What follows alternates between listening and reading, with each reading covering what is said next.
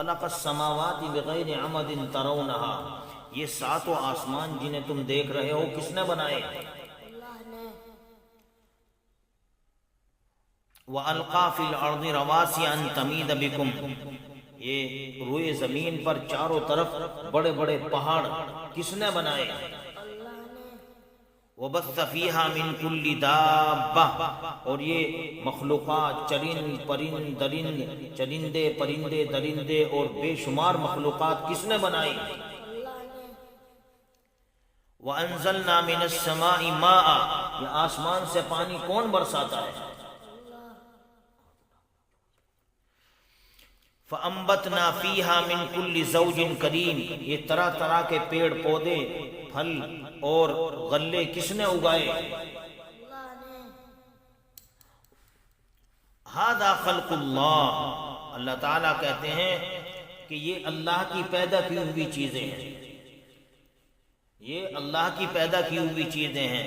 فَأَرُونِي مَاذَا خَلَقَ الَّذِينَ مِن دُونِي، کیا اللہ کے علاوہ بھی کوئی ایک ذرہ یا ایک تنکا پیدا کر سکتا ہے؟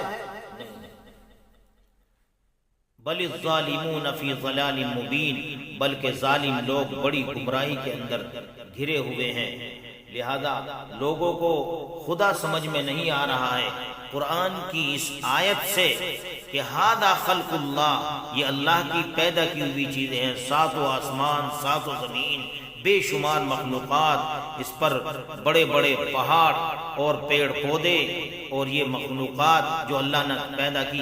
اور پھر اللہ رب العزت نے انسانوں کو وارننگ دی کہ ھذا خلق اللہ، یہ اللہ کی مخلوقات ہیں۔